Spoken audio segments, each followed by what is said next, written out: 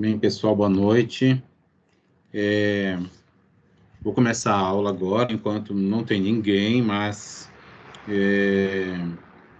eu acho que é importante para a gente manter a atividade em dia, tá bom? Pessoal que vai assistir a aula depois, então pega essa videoaula e o conteúdo que a gente está apresentando aqui na gravação, tá bom? Nossa disciplina de pesquisa operacional simulação, né, nesse semestre, para o curso de Engenharia de Produção. Bem, vamos lembrar um pouquinho do que eu apresentei na aula passada, tá bom? Deixa eu pegar a caneta aqui, tá bom? Deixa eu ver aqui só um pouquinho. O que é esse apontador a laser? Engraçado, legal, não tinha visto. Bem, na aula passada a gente começou a falar de programação dinâmica, não foi? E aí a gente falou um pouquinho da história da programação dinâmica, quem foi o fundador dela, como que ela surgiu. Apresentamos os conceitos e fundamentos principais e algumas características também, né? E aí, a partir de então, a gente entrou na uma parte específica da programação dinâmica, que foi a programação dinâmica determinística. Apresentei um pouco dos seus de conceitos e seus elementos, e aí eu encerrei a aula falando de apresentando um exemplo de aplicação. Então, foi isso que foi visto na aula anterior a esta, tá? Eu sugiro que vocês revejam o vídeo, se não lembram do que foi passado, tá bom? E façam uma ligação, porque a aula de hoje está ligada ainda com esse conteúdo. Hoje nós vamos falar sobre programação dinâmica probabilística, tá? Então, na aula passada vimos a programação dinâmica determinística, e hoje nós vamos falar sobre a probabilística, que é uma continuação ainda da seção 1 da unidade 2 do nosso material. Para começar a falar sobre esse conteúdo, vou apresentar algumas características desse método, tá bom? Não há um conhecimento exato, né? Ela é utilizada, a programação dinâmica probabilística, ela é utilizada nessa situação aqui, tá? Quando não existe um conhecimento exato de todos os termos da equação recursiva. Na realidade, é assim, não é que não é exatamente nesse contexto, isso aqui já é meio que uma consequência, tá bom? Dentro desse modelo que a gente está apresentando, não se tem um conhecimento total dos termos daquelas equações recursivas que o método propõe, tá bom? O estado, tá? Lembra lá do estado? O estado é uma possibilidade de escolha para ser de decisão, tá? O estado na programação dinâmica probabilística, ele é descrito de acordo com uma função de distribuição de probabilidades, tá bom? As decisões, elas são tomadas em ambientes de incerteza, tá certo? Quanto justamente à ocorrência desse estado, tá certo? Bem, o estágio são os subproblemas. Lembra que o método de programação dinâmica, ele pega o problema total, né, o problema inteiro, e quebra, particiona em subproblemas. Esse problemão transforma em vários probleminhas, tá bom? E aí, cada subproblema é chamado de estágio, tá bom? O estágio seguinte, né? Por exemplo, eu estou num estágio atual, o estágio posterior a este que eu estiver, né, ocorre de acordo com uma variável aleatória, uma medida probabilística. Tá? Por exemplo, olha só, de aplicação, tá, da programação dinâmica probabilística numa programação de produção, tá? Numa programação de produção para uma demanda incerta, né? Vamos supor, numa determinada época do ano, não se sabe direito ainda o comportamento, né, de consumo, por exemplo, de clientes, potenciais clientes de um determinado produto, de moradores de uma determinada região, né? E aí uma indústria, uma empresa se instala para produzir algo ou para prestar algum tipo de serviço. Então, ela ainda tendo um desconhecimento considerado a respeito do consumo daquele local, pode fazer uso da programação dinâmica probabilística, pelo menos para iniciar o seu processo de produção, certo? Então, isso aqui é uma aplicação real.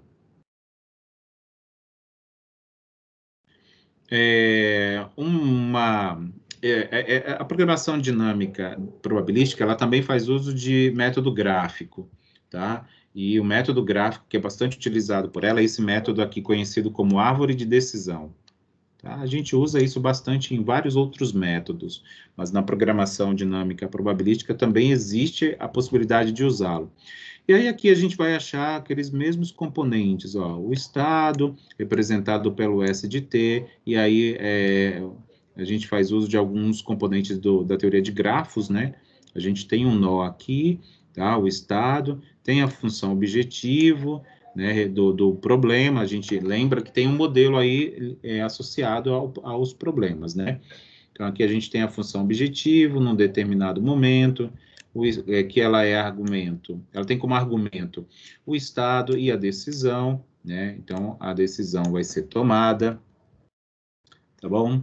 A decisão vai ser tomada, e aí é apresentado isso na árvore de decisão como um losango, tá? Um losango ou uma outra figura diferente do nó, tá bom? E aí a decisão, a partir da decisão tomada, tem-se probabilidades de contribuição para o estágio, tá? Que ele chama aqui. Tem-se aí as contribuições, né? Aí isso vai variar de problema para de um problema para outro, né? Uns têm mais estágios, né? De contribuições, outros menos, tá bom? Isso aqui já pensando numa etapa posterior.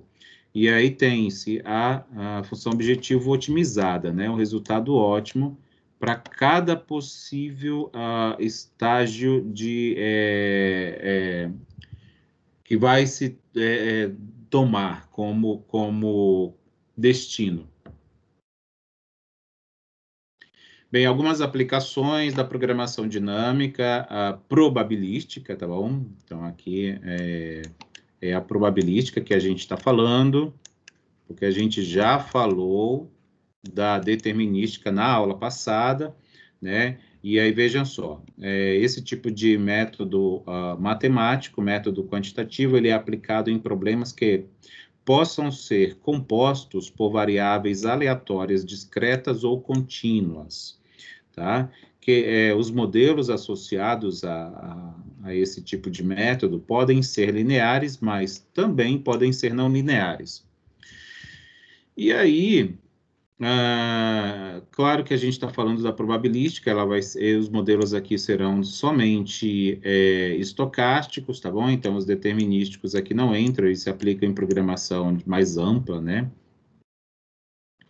E aí, ambientes de aplicação, eu trago alguns exemplos aqui, por exemplo, como eu já trouxe no exemplo anterior, um planejamento de produção, uma determinação de tamanho de lotes de produção, a gestão de estoques, alocação de recursos, né, em ambientes de restrições, a gestão de projetos e a confiabilidade de sistemas. Esse último aqui tem bastante ligação com a engenharia mecânica, né? Então, é a interface, um pouco da interface que a engenharia de produção tem com a engenharia mecânica. Olha, um exemplo super clássico que ele é usado assim em vários métodos, né, como exemplo de uso em vários métodos de pesquisa operacional, é esse problema aqui. É um problema super clássico, tá? Em que tanto que ele é de certa forma rústico, né? Porque é um problema que já foi criado há muitos anos, tá? Faz bastante tempo. Então, na época em que ele foi criado, os métodos computacionais ainda eram escassos, eram rústicos, eram de certa forma, muito amadores para a época que a gente, comparando com a nossa época. Bem, olha só, o problema do caixeiro viajante de forma geral, é o seguinte: é um contexto onde a gente pode pensar em uma empresa que precisa fazer entregas para clientes que estão localizados em distintas cidades, né? Então, se a gente considerar que a sede da empresa, dessa empresa que eu estou me referindo aí no exemplo, esteja aqui nesse nó, isso aqui é um grafo, né? Tem um grafo que tem os vários arcos aqui conectando com os nós, isso indica a possibilidades de decisão. E aí, o que o veículo, no caso aqui, né, no caso da entrega da empresa, a decisão que ele vai ter que tomar é justamente o caminho mais curto, né, de forma que ele faça as entregas e que ele retorne para a sua sede ou para a empresa, e que também só passe uma única vez em cada cidade. Olha só, falar assim parece ser tão complicado, mas não é, tá? Então, para resolver um problema desse tipo, ou esse problema também, ele também pode ser resolvido com outros métodos que eu já vi. Mas a programação dinâmica probabilística também resolve, tá? Então, nem vou entrar em detalhes aqui, é só para título de conhecimento mesmo. Então, a pergunta que se deseja responder para esse problema, com o uso do método de programação dinâmica probabilística, é essa que está aqui agora, né? Qual o menor caminho a ser percorrido de forma que não se passe na mesma cidade mais de uma vez? Então, ele tem que sair, fazer as entregas dele, voltar e passar uma única vez em cada ponto de entrega, tá? E outra exigência é que esse caminho percorrido seja o menor possível dentro dessas condições. Olha só, como a gente está falando de programação dinâmica, o que a gente faz? A gente pega lá o problema original e desmembra, né, o problema em subproblemas.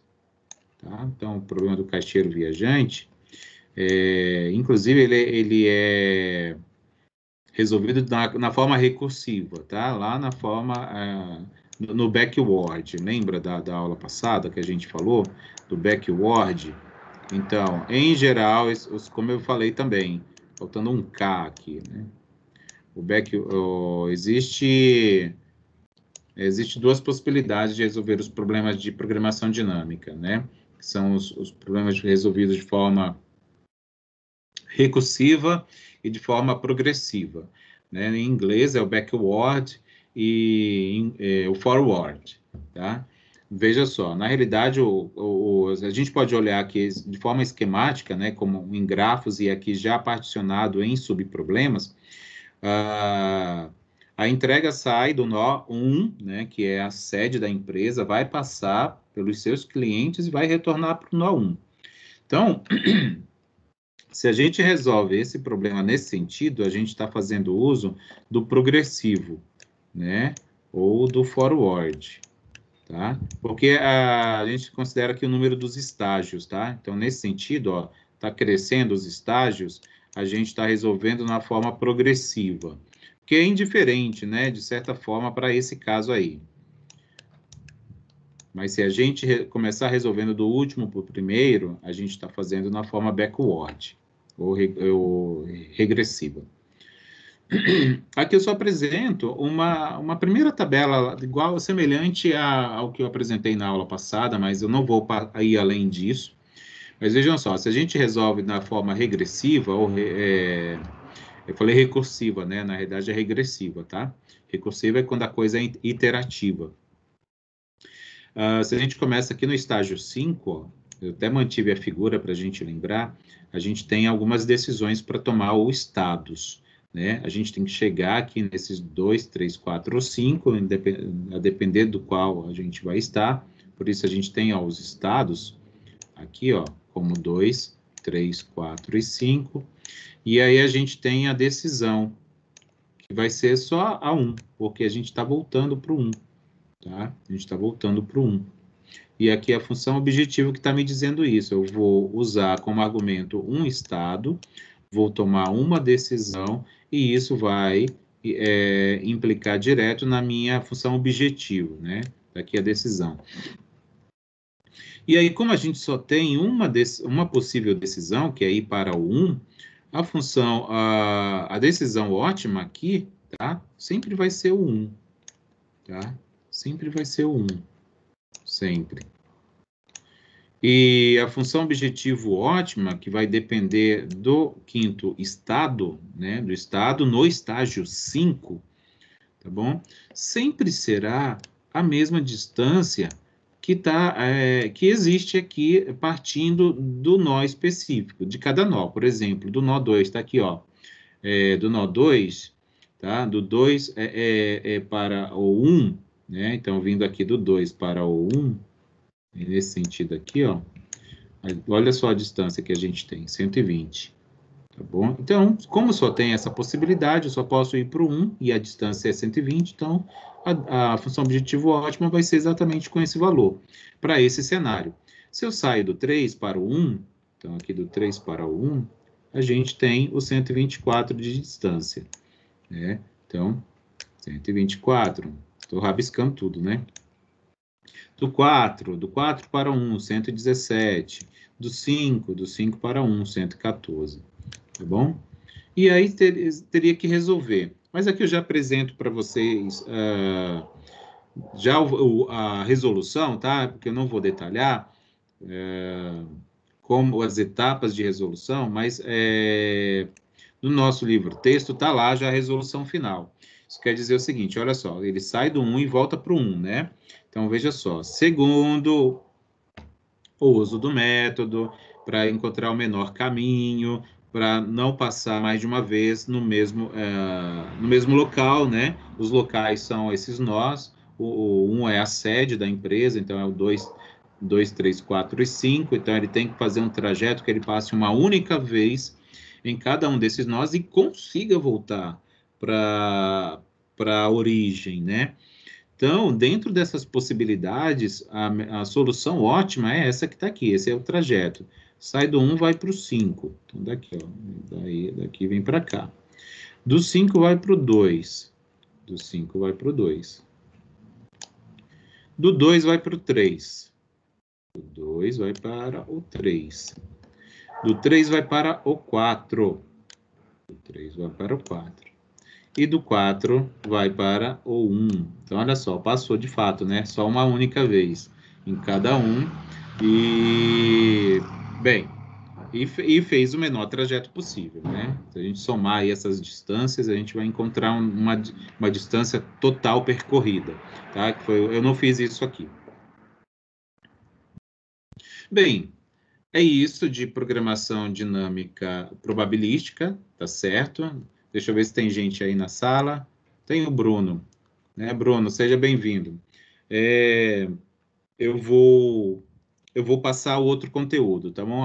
Essa aula foi curtinha também, ó. O outro também vai ser um pouquinho maior, mas não vai ser tão longo. Então, acredito que a gente não demore muito.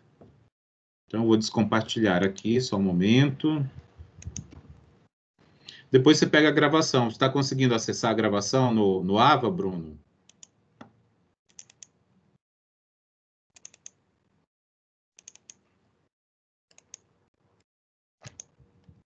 Não está me ouvindo.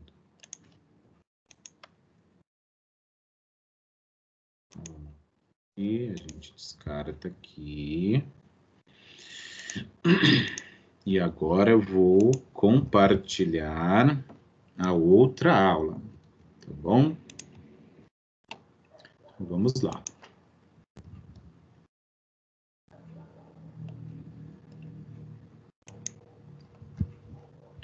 Pronto, esta é a nossa aula de hoje, tá? A gente vai falar sobre, eu não esqueci de colocar aqui o tema, tá? Mas a gente vai falar de programação não linear, tá? Então eu vou ter que escrever isso aqui, porque eu esqueci de colocar um slide com o tema, eu só coloquei o nome da disciplina. Então, o nosso tema daqui, tá? Disso que eu vou apresentar é programação não linear, que está na seção 2.2 do nosso livro texto, tá bom? Programação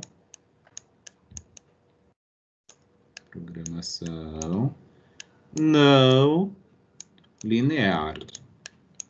Quando vocês fizeram a disciplina de programação matemática, lá vocês viram a programação linear.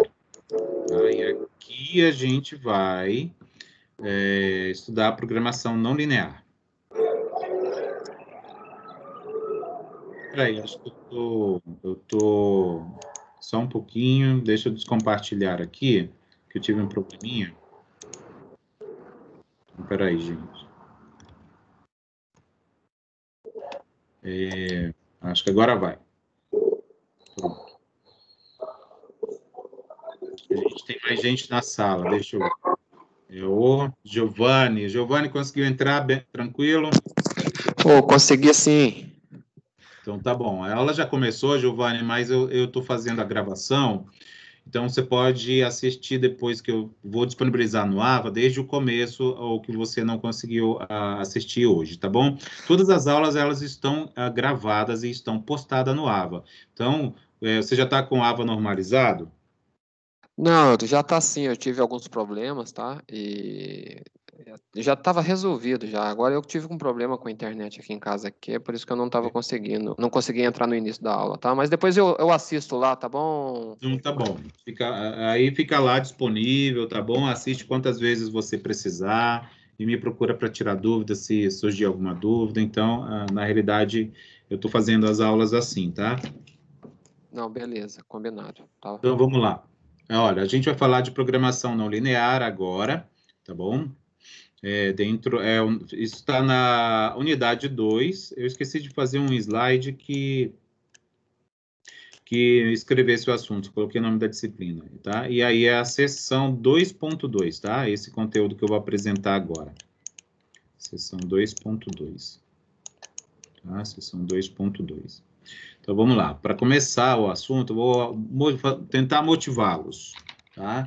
Para isso, é o seguinte, vou trazer a seguinte situação. Imagina que você precisa resolver um problema de aproveitamento de material para produção de embalagens. Né?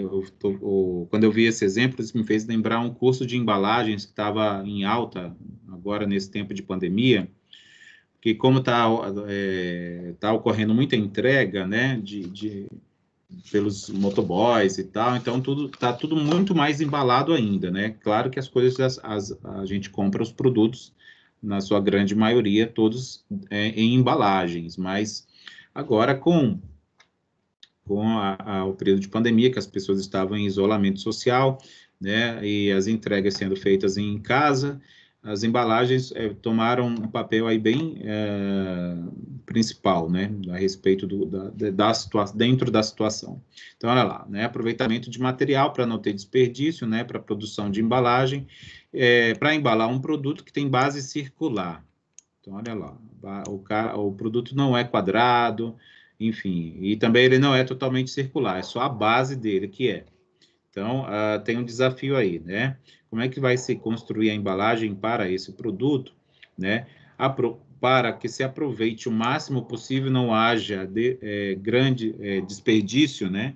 Não haja um desperdício significativo, né? Então, a programação não linear pode ajudar a responder isso, claro, né? Dentro das aplicações tecnológicas, né? Quando se leva isso para a indústria, de fato, se faz uso de programas de computadores, né? A gente muitas vezes nem sabe que é isso que está por detrás e sendo calculado, sendo usado para a obtenção justamente das respostas desses problemas que surgem em processos produtivos. Então, olha só, o cálculo da produção da embalagem, por exemplo, então, quer-se obter as medidas da embalagem, né, como vai ser o corte, coisas do tipo assim, né, para não ter desperdício. Nesse caso, do exemplo que eu apresentei do produto de base circular, vai envolver um cálculo, ó, que é da base dele, né, que é uma base circular, que um círculo tem área obtida por essa fórmula matemática que vocês, mais que eu, devem conhecer, né? Que é o π vezes o raio ao quadrado, né? Então, veja bem, por que eu estou trazendo essa situação? Porque eu estou mostrando para vocês uma situação que é, de certa forma, usual ou corriqueira, né? Isso envolve a obtenção de soluções não lineares, né? Claro, mais uma vez, né? Como a gente está aqui numa aula, então, por questão didática, a gente não está implementando isso em computador, por exemplo, né? Na indústria, na empresa, que seja, tudo isso aqui é computadorizado. Mas a gente precisa entender o método que está por detrás para que a gente possa ter esse embasamento. Bem, o que vai ser visto hoje, tá? A partir de agora. Vamos ver conceitos, vamos ver fundamentos da programação não linear. Então, na aula de hoje, vamos começar a falar desse conteúdo e vamos também ver na aula que vem, tá? Na semana que vem. Vamos ver a representação gráfica de problemas não lineares, e esse é um dos métodos dentro da programação não linear. A representação gráfica tem uma limitação, ela só pode ser usada quando o problema envolver duas variáveis, tá? Porque aí a gente vai conseguir plotar o problema no plano cartesiano. Claro que a gente até poderia plotar no R3, né? Na dimensão, mas em vez de ter uma figura plana, a gente teria uma superfície, né? Mas os autores desses métodos, eles não fazem isso. Quando se tem 3 ou mais variáveis, eles já partem para outros métodos analíticos, tá? É usual eles fazerem assim. Vamos abordar alguns tipos de problemas, tá? De programação não linear, e vamos ver umas possíveis aplicações, tá? De forma muito simples até, porque a gente não vai poder se aprofundar muito nesse conteúdo, tá? Porque a gente tem bastante coisa ainda para ver na disciplina. Mas pelo menos fica referenciado, fica mostrado para vocês que existe, e tem bibliografia que, se por um acaso vocês forem desenvolver esse conteúdo no TCC, por exemplo, né, vocês poderão recorrer a essa fonte, tá bom? Conceitos e fundamentos ainda ao modelo de programação matemática, né, de uma função não linear, né, uma função não linear, lembra que o modelo ele é composto pela função objetiva e pelas restrições, tá bom? Então, aqui está a função objetivo, genérico, tá? Porque é um modelo geral, é uma função de maximização, a gente quer maximizar a função, e aqui está aqui a função, que tem várias variáveis, vários argumentos. Então, por se tratar de uma programação matemática, a intenção é maximizar de alguma forma. Vamos supor, aquele problema lá da embalagem. Eu quero minimizar, e aí já seria um problema. Se eu olhar, né, aqui depende também de como que a gente enxerga o problema. Eu quero minimizar desperdício, mas eu também quero maximizar aproveitamento, né, da produção. Então, se a gente enxergar de um jeito ou de outro, dependendo da perspectiva que a gente aplica para a situação, a gente vai atribuir como para o modelo uma maximização ou uma minimização. A função objetivo que a gente cria para o modelo, a gente considera que ela tem restrições, né, para ser maximizada. E essas restrições a gente também deve representar por uma função matemática. Uma função G, ou várias funções, não uma só, mas várias, tá? E não necessariamente são funções com igualdade, podem ser com desigualdades também. E vai lembrar, como este é um modelo não linear, o que está ocorrendo aqui é que ou a função objetivo é não linear, ou pelo menos uma das restrições não é. Tá bom? Exemplo.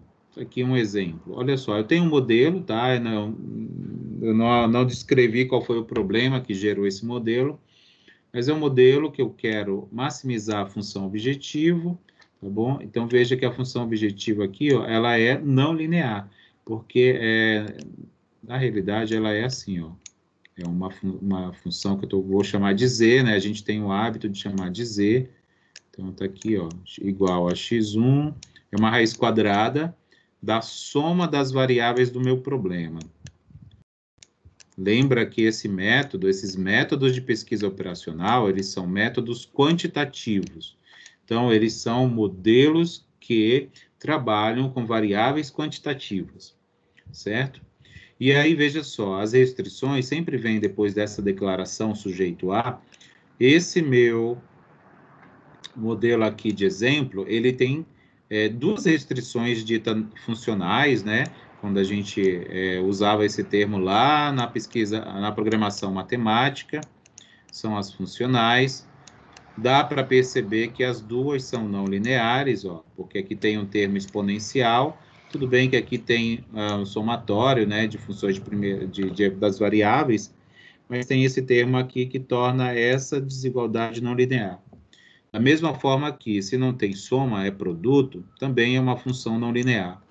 Aqui são as restrições de não negatividade.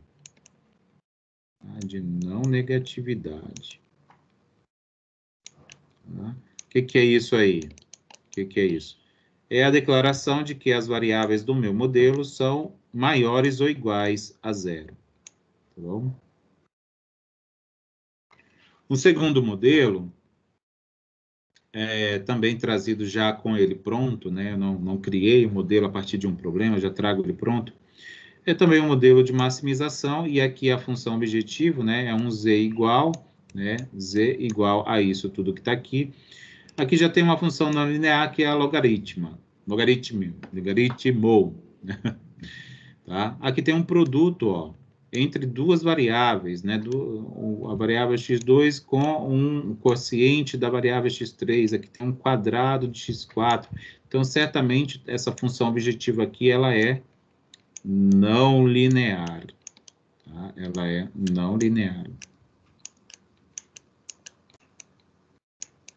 certo? Não linear. E aí tem as restrições, tá bom? Tem as restrições aqui apresentadas, né? Temos as funcionais sempre apresentadas primeiro, né? As funcionais sempre apresentadas primeiro, então tá aqui.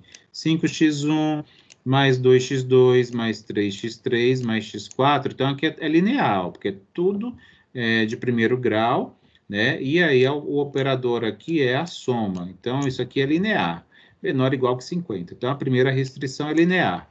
Tudo bem, então pode, né? Como eu disse, no modelo não linear, ele tem que ter pelo menos uma função que não seja linear.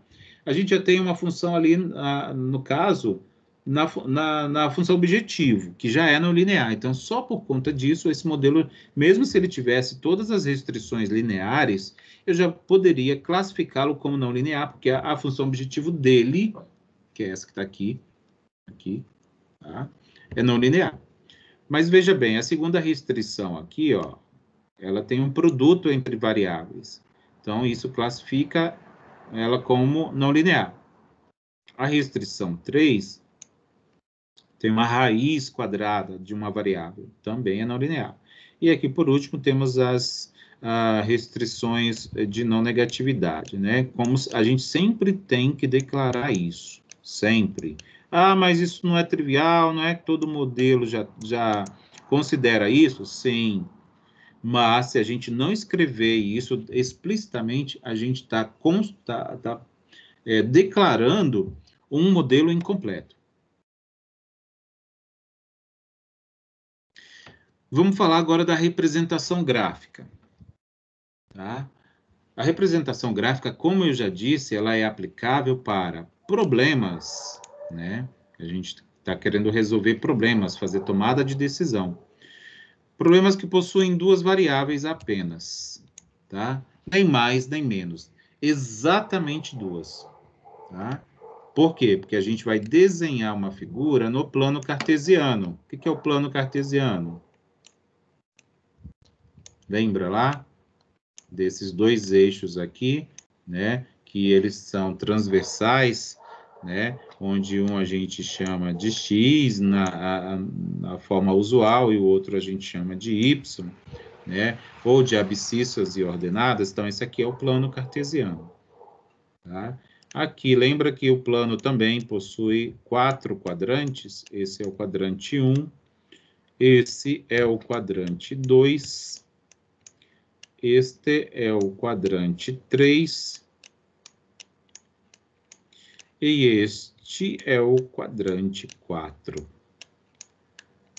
Certo? No nosso caso, dos modelos de programação matemática, a gente sempre desenha as figuras no primeiro quadrante. Isso é uma consequência das condições de não negatividade. Porque é nessa região aqui que as variáveis são todas não negativas, ou seja, elas podem ser zero. Quando é zero, elas estarão exatamente em cima desses eixos principais aqui, do x ou do y. Mas quando elas são maiores que zero, elas estarão aqui nessa região, na região do quadrante 1. Olha esse exemplo aqui também, tá? Então, agora a gente tem um modelo de não linear, né? Por que esse modelo é não linear? Tá vendo aqui, ó, um termo quadrático, um outro termo quadrático. Então, só por causa dessa restrição aqui, que é não linear, a gente vai dizer que este modelo é não linear. Aqui é uma função linear. A minha função objetivo, que eu estou chamando de z, ela é linear, que é 4x1 mais 6x2, uma função de primeiro grau com o operador soma. Aqui também é linear, essa restrição. Ó. x1 menor ou igual que 3, é linear. Isso aqui é não negatividade, né? Estou dizendo que x1 é maior ou igual que zero, e a outra variável, que é x2, também. E isso vai fazer com que os valores que elas podem assumir estarão no primeiro quadrante do plano cartesiano, naquela região que eu mostrei para vocês anteriormente. Então, por conta desta restrição, que é uma equação não linear, que é a equação de uma elipse, tá? Uma elipse mal desenhada, né? É uma elipse, tá? Que é essa restrição, temos aí esse modelo. Então, como é que a gente resolveria nesse caso? Como a gente tem duas variáveis, ó, x1 e x2, a gente pode fazer uso da representação gráfica. Como é que a gente desenharia? Não vou entrar em detalhes, tá bom? Mas vou mostrar para vocês, assim, de forma bem rapidinha, como a gente poderia desmembrar, construir etapas de resolução. A primeira delas seria, por exemplo, determinar os eixos da elipse, né, que está sendo representada aqui por essa restrição, e aí, quando a gente falar da elipse, a gente está considerando a questão, o sinal do igual. Lembra que aqui tem o menor que e tem o igual a. Né? Então, a gente escreve isso só na igualdade, tá? 10x ao x1, né?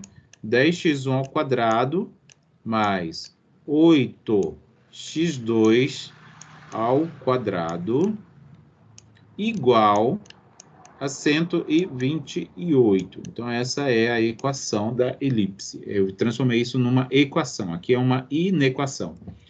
Né? E aí, a gente zera cada uma das variáveis para poder encontrar os eixos. O que são os eixos? Vou desenhar bem aqui, ó. Tá? Então, vamos supor que eu tenho a minha elipse aqui, né, mal desenhada, mas os eixos são esses pontos aqui, ó, de intersecção, né, com os eixos principais do plano. Tá? Então, aqui, ó, aqui é eixo da elipse, aqui também é eixo. Como é uma elipse, ela vai estar desenhada nos outros quadrantes, mas vocês vão ver que a gente só vai considerar uma parte dela como a região de solução. Aqui é uma reta, né? Aqui é uma reta. Como é que tá como é que a gente faz isso aqui? Se a gente escrever isso aqui, ó, x1 igual a 3, né? Se a gente considerar só a igualdade, no plano cartesiano, como é que ficaria isso aí? Então, a gente vem no x1, plota o 3 aqui no x1 e faz assim. Né? É uma reta vertical paralela ao eixo y principal. Então, a gente teria que unir esse gráfico aqui com esse outro, olhando apenas para o quadrante 1, porque a gente, no modelo, tem declaração de não negatividade, né? E aí a gente ia achar uma região de solução. Olha só. Se a gente for zerar, for seguir a sugestão que eu apresentei agora há pouco, se a gente zera cada uma das variáveis por vez, uma por vez, né, olhando aqui para a equação da elipse, né, então se a gente considera x1 como zero, a gente só vai ter esse termo aqui, 8x2 ao quadrado igual a 128, né, que está aqui, ó. Eu até usei o sinal mesmo de menor ou igual, 8x2 ao quadrado menor ou igual a 128, porque esse termo aqui sumiu. Esse 8 passou dividindo, 128 ficou 16. Então, x2 ao quadrado é menor ou igual a 4. x2, passando esse expoente para lá como raiz, então a gente vai ter aqui como resultado mais ou menos 4. Então, x2 vai ser mais ou menos 4. Então, esses seriam os eixos aqui no x2. Lembra, a gente está plotando assim, ó, no eixo horizontal, a gente está considerando que é o eixo do x1. E no eixo vertical é o eixo do x2. Então, se a gente está dizendo que o x2 é mais ou menos 4, quer dizer assim, então a gente tem aqui o 4 positivo, né, e o 4 negativo. Então, esses são os eixos verticais aí da elipse. Quando a gente zera x2, ou seja, a gente faz x2 igual a zero, olhando aqui para a restrição da elipse, esse termo que tem o x2 ele vai sumir. Então, vai ficar só 10x1 ao quadrado menor ou igual a 128.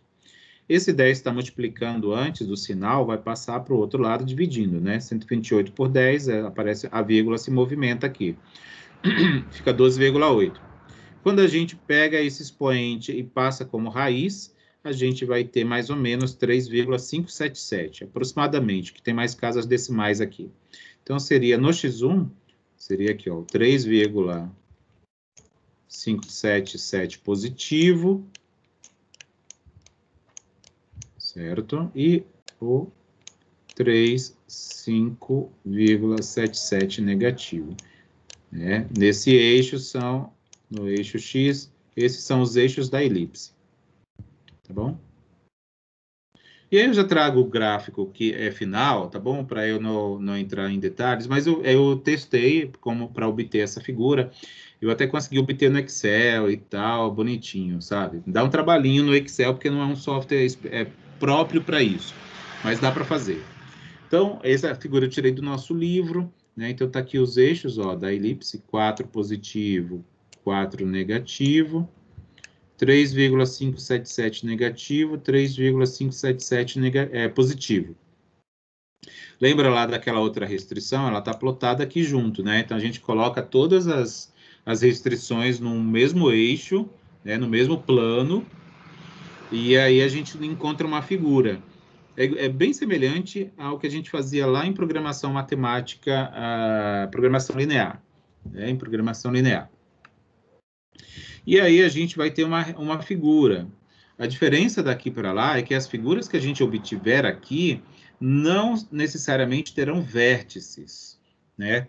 Lembra que lá na programação matemática, a gente obtinha figuras geométricas que possuíam vértices, né? E aí a gente encontrava a solução ótima em um desses vértices aí. Vejam só, essa figura, ela tem uma parte aqui, ó, que ela não é, né? Em que ela não tem, assim, uma forma linear, né? Não tem uma forma linear, porque ela é uma das partes dessa elipse. Aqui tem, ó, um pedacinho, né? Esse pedacinho aqui. Então, a figura é essa que está achurada aqui, né? Então, essa é a figura que está achurada dentro do quadrante 1, é a figura que seria a solução para aquele modelo.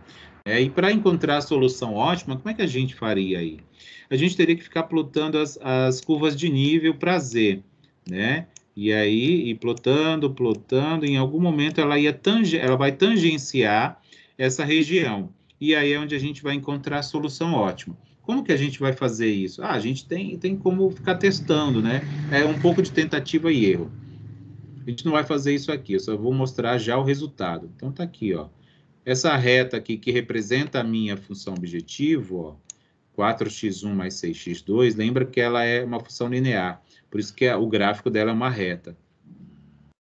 tá? Para esse caso aqui. E aí vai construindo as curvas de nível e subindo, chega aqui num ponto em que está tangenciando esse lado da figura, tá? Está tangenciando, e esse ponto aqui, ó, é x1 igual a 1,83, né? Então, descendo aqui, ó, x1, né?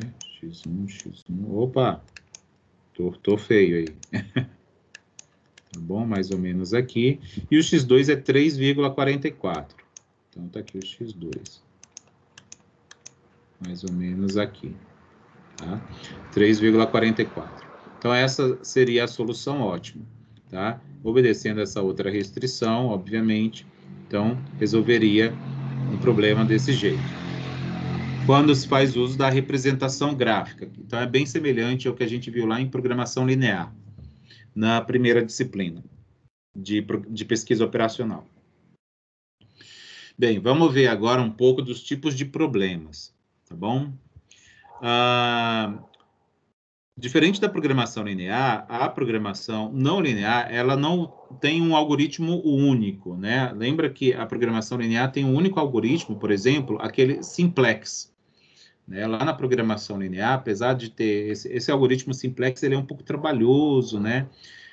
Mas ele resolve muito bem todos os problemas que podem ser delineados com funções lineares. Então, ele é bem útil por conta disso. Aqui eu vou chegar até a dizer que isso, de certa maneira, é um agravante para a programação não linear, ou um problema, ou um dificultador, tá? Mas cabe a gente lembrar que os problemas reais, em geral, eles não são tão redondinhos ou quadradinhos ou perfeitinhos como os problemas que a programação linear resolve. Com essa fala, eu estou querendo dizer o quê? Que os problemas de programação linear, eles resolvem muitos problemas, sim, resolvem.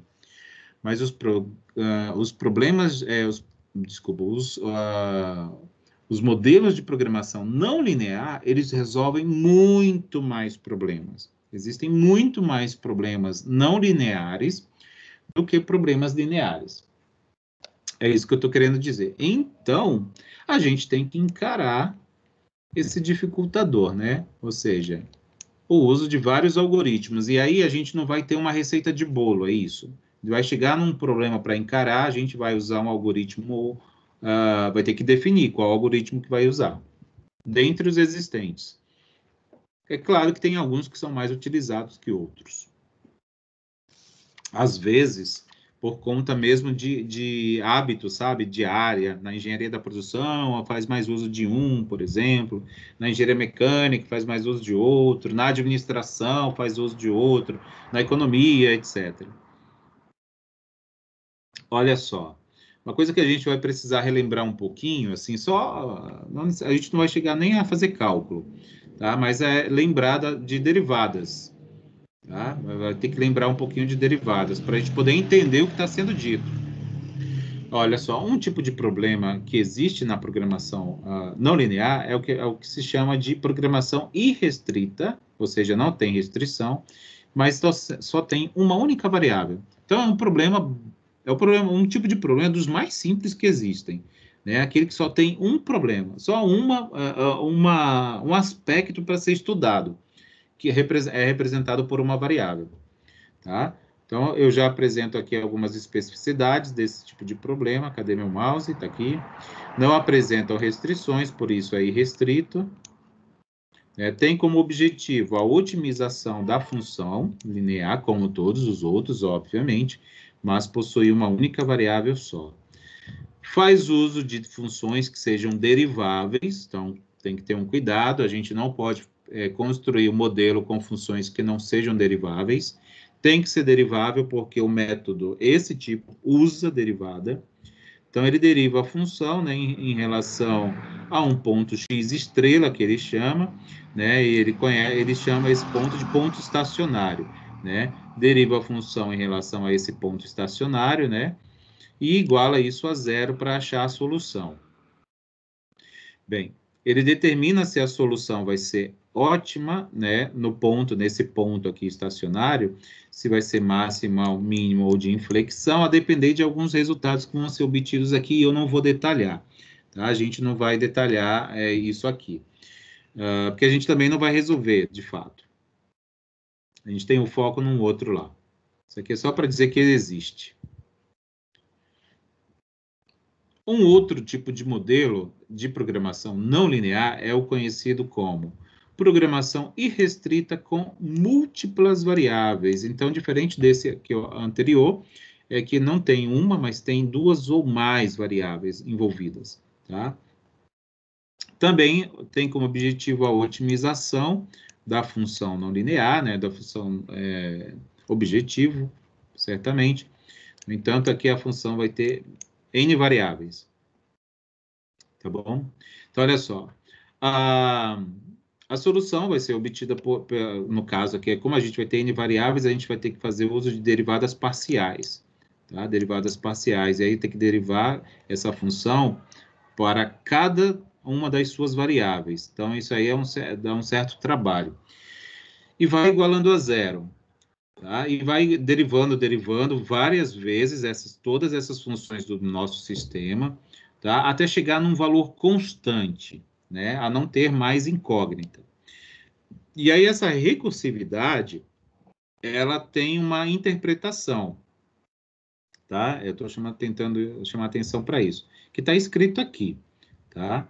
Se o n, que é o número de vezes que a gente precisou derivar a função para chegar numa constante, for um número par, ou seja, 2, 4, 6, 8, 10, assim por diante, e a derivada parcial encontrada, né, para cada um dessas variáveis de decisão for positiva, ou seja, a constante que a gente chegou lá no resultado, ela for positiva, a gente conclui o quê? Que aquele ponto estacionário que a gente vai obter, a gente vai obter um ponto lá, que é o argumento, né?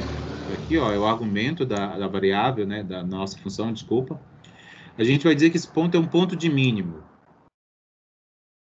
Outra situação é que, se o n ele também for par, ou seja, derivei várias vezes e cheguei a derivar 2, 4, 6, 8, 10, 12 e assim por diante, né? Se for um número de derivações for par, e a derivada parcial encontrada for negativa, ou seja, aquela constante que a gente obtém lá na última derivada for negativa, a gente vai concluir que o ponto estacionário vai ser ponto de máximo. Tá?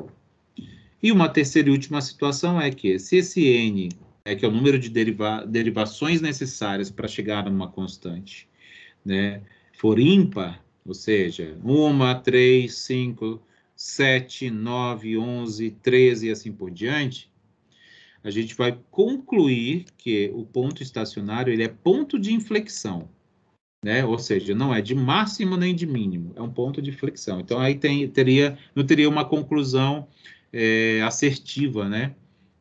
De fato. Então, é só uma maneira da gente interpretar essas coisas. É importante a gente conhecer essas possibilidades de resultados para esse tipo de problema, de modelo, na realidade, né? A gente chama tipo de problema, mas é tipo de modelo. Um terceiro tipo é o que chama de programação restrita, é o que tem restrições, é o que, inclusive, é um modelo geral que eu apresentei lá no começo da aula, né? Também tem a intenção de otimizar, obviamente, otimizar, vamos entender aqui, gente, como sendo ou a minimização ou a maximização, a depender do contexto. Se a gente estiver trabalhando, por exemplo, num processo de produção, numa programação de produção, e aí a gente está tentando simular, vamos supor,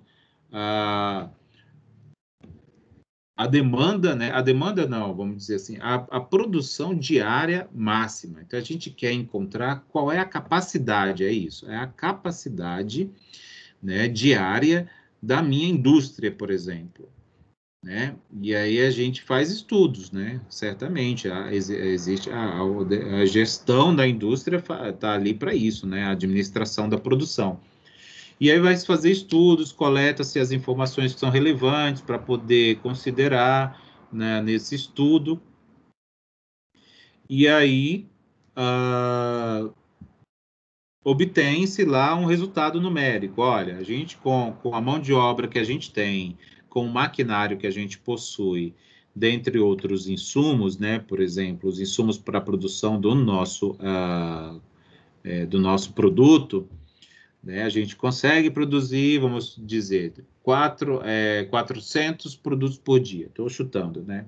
Então, é possível, né? Então, aí a gente está querendo o quê nessa situação? A gente está querendo maximizar a produção, né? Então, na verdade, estou trazendo essa situação para a gente pensar, porque quando que a gente quer usar a maximização ou a minimização, tá? Que é o que a gente chama de otimizar. Otimizar, obter o melhor resultado, né? Então, a intenção da programação restrita, às vezes meu mouse some aqui, tá? Por isso que na minha tela, aí eu fico mexendo aqui para ele aparecer.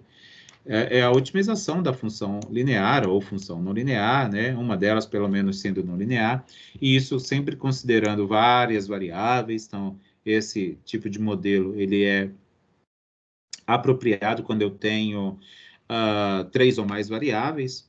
Se a gente tem 2, a gente faz lá pela a representação gráfica, né? A função objetivo, né? Ela é uma função não linear em geral, tá aqui, né? O modelo geral é esse. A gente tem as restrições aqui, por isso que é uma programação restrita, né? Existem restrições no contexto que está sendo estudado, né? Então, vamos supor, eu tenho limitação de custos, de gastos, não posso gastar porque o meu orçamento tem limites, eu tenho espaço, né, para a produção da minha linha de produção, eu tenho um espaço físico limitado e coisas do tipo assim. Então, tudo isso fica representado matematicamente pelo que a gente chama de restrições, tá bom? Alguns modelos que a gente não vai ver nessa aula, mas a gente vai comentar sobre eles na aula que vem, são esses 3 aqui que são os mais famosos, tá? De programação restrita, que é a programação quadrática, é a programação côncava e a programação convexa, tá bom? E a gente vai falar um pouco melhor sobre eles na próxima aula. Bem, ainda falando sobre a programação restrita, para a obtenção do ponto ótimo, existe uma metodologia chamada Condições de Karush-Kontanker, que é o KKT, tá? É uma metodologia que é usada para justamente obter o resultado ótimo de modelos de programação restrita. São condições, tá? Eu vou dizer assim, é um método que ele tem algumas condicionalidades, tá bom? E que envolve também derivadas parciais, tá? Derivadas parciais e mais uns elementos que ele chama isso de constantes, tá? Representadas por essas letras gregas aqui. Tá aqui meu modelo, né? Modelo de programação não linear. E aí a gente precisa verificar se atingiu o ponto ótimo, né, que vai ser representado por esse vetor de valores, né, estacionários aqui, né, de pontos, de resultados que vão solucionar o meu modelo, mas aí a gente só pode afirmar que é ótimo se essas condições aqui forem satisfeitas. A gente não vai fazer esse cálculo aqui, tá? Mas matematicamente é essa representação, tá? É uma derivada parcial de cada uma das variáveis, subtraída da soma do produto dessas constantes lambdas pela derivada parcial das minhas restrições, aqui é a minha função objetivo, aqui são as minhas restrições, e essa diferença aqui, ela tem que ser menor ou igual que zero para satisfazer o que a gente está chamando de condição 1. A condição 2 é um produto desses pontos candidatos a ótimos, tá? Do termo que a gente apresentou na condição 1, que está faltando até fechar aqui, ó, o parênteses aqui também, tá bom? E isso não tem que ser menor ou igual a zero, tem que ser igual a zero, tá? Outra condição do KKT é que é o produto desses lambdas que a gente tem aqui, que a gente determina por um método lá específico, que eu também não vou detalhar. A diferença, tá, entre as constantes das restrições, ó, tá aqui os Bs, tá aqui, ó, então esses Bs aqui são esses Bs aqui do modelo, menos, tá, tá faltando fechar aqui, as funções que representam as restrições, e isso tem que ser igualado a zero para cada valor de i, ou seja, lambda i, lambda 1, 2, até o emésimo, que é esse aqui, tá? Nessa ordem. Por fim, a última condição, esses lambdas que estão sendo utilizados aqui, eles devem ser maiores ou iguais que zero. Qualquer solução, né, qualquer vetor aqui de x que satisfizer essas 4 condições, a gente pode dizer que é o ponto de KKT, ou o ponto ótimo, tá? É o ponto ótimo. Ou seja, é o ponto que resolve o meu modelo. Uma aplicação, tá? Agora a gente falou só desses 3 modelos, não que eles sejam os únicos, mas eles são os principais, tá bom? Então, tinha lá o irrestrito como uma variável, só para a gente fechar aquela parte lá, antes da gente entrar em aplicação. Falou do irrestrito com várias variáveis e falou do restrito, né? Do modelo restrito. Bem, uma aplicação, o pessoal da economia, os economistas fazem muito uso desse tipo de modelagem, porque, por exemplo, para estudar elasticidade, que é estudo de mercado, né? Há uma ampla aplicação de funções não lineares, tá? Que aí ele chama isso aqui, ó, de aplicação de problemas de elasticidade do preço da demanda, né? E aí existem alguns conceitos associados a isso que eu estou apresentando aqui. Um deles é o que chama Lei Geral da Demanda, né? Isso representa uma relação entre preço praticado no mercado e quantidade demandada, né? Então, pensa naquela situação, quando o preço é muito alto, o arroz está caro. O arroz está muito caro. Tudo bem que ele é parte da alimentação básica, mas a gente sempre vai em busca de algum substituto, porque ele está caro, ou seja, preço alto, baixa demanda. Preço baixo, alta demanda. Mas claro que isso tudo com limitações, porque a demanda também tem um limite. Inclusive está sendo representado no gráfico aqui, ó. Veja só, a demanda está nesse eixo aqui. Certamente esse gráfico ele nunca vai tocar aqui no eixo da demanda zero, né? Porque ela vai, por exemplo, se estabilizar em algum patamar, porque ela vai sempre existir uma demanda para algum produto específico, né? Não existe, teoria, pelo menos em teoria, né? Existe demanda zero, né? Pelo menos para grande parte dos produtos. Outro conceito associado aqui para essa aplicação é que ele chama de elasticidade de preços. O que é isso? Elasticidade de preços é a medida da variação da demanda, então a demanda variando, porque existe variação de preço. Isso aí é um fato na nossa vida, né? A gente vai no mercado, um determinado produto tem um valor, e aí a gente está achando caro, não compra, e a gente deixa para uma próxima ida ao mercado, quando a gente volta no mercado, está lá um preço maior ainda, e agora? Bate aquele arrependimento, né? Ou pode estar de fato mais barato, aí a gente vai e compra. Enfim, isso é a elasticidade, é a variação, né? Variação de preços, também ligado diretamente com o conceito de demanda. Nesses casos aí, que são modelos, aplicação de modelos de funções não lineares, tá? Aplicado na área de economia. Então, esses 2 exemplos que eu trago aqui são especificamente apresentados na área de economia, aplicados na área de economia. Mas não que seja só possível aplicar aqui, tá bom? É possível aplicar muito na produção, né? Como eu estou tentando especificar. Na administração da produção é o que mais se usa, função não linear, modelo não linear. Ainda dentro da economia, tá? Vou falar dos problemas de custos marginais. O que é custo marginal? A gente precisa entender o que é. Custo marginal é o acréscimo no custo total, né, de algum item, algum produto, quando se fabrica ou quando se acrescenta, tá? Na realidade, eu escrevi fabricar porque eu copiei do nosso autor do livro. Mas de forma mais ampla é quando a gente acrescenta algo naquele item. Vamos supor, eu fui no mercado comprar cerveja. Vou no mercado comprar cerveja. E aí eu tenho o hábito de comprar sempre 4 long necks, por exemplo, de cerveja. Já sei mais ou menos o valor disso, então já sei o custo total disso. No entanto, numa dessas idas ao mercado, eu resolvi comprar uma a mais do que eu tenho hábito. Então, em vez de 4, compro 5.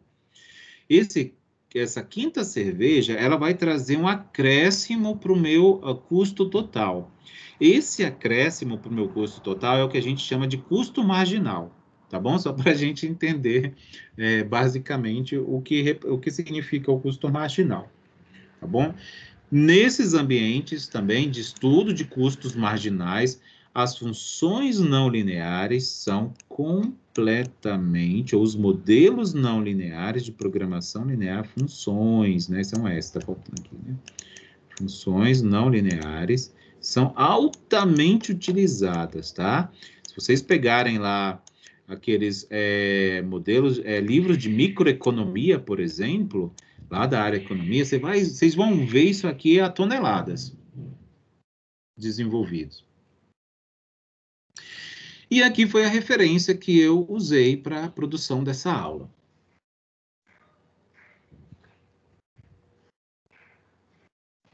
E é isso, gente. Não tenho muito o que falar para hoje. Essas aulas são razoavelmente curtas, elas são profundas, né? Mas como o nosso material não entra em detalhes, deixa eu descompartilhar e deixa eu ligar a minha câmera para vocês me verem, tá bom? Bem, é isso, tá? Eu também tento não me delongar. Olha, eu moro numa rua extremamente barulhenta, então não tem jeito. Toda gravação que eu faço tem barulho de carro, de moto. Eu moro no centro de Campinas. Então, a rua que eu moro, hoje está até fraco, mas tem noite que é motoboy toda hora para entrega, enfim. Mas é isso, tá? Desse conteúdo que eu apresentei, vocês querem falar alguma coisa, querem se manifestar, querem perguntar alguma coisa antes da gente encerrar, ou não, e aí a gente se encontra na aula que vem. Como é que ficou? O que vocês acharam da aula? Eu vou desgravar, vou encerrar a gravação, tá bom? Antes. Pronto, para você.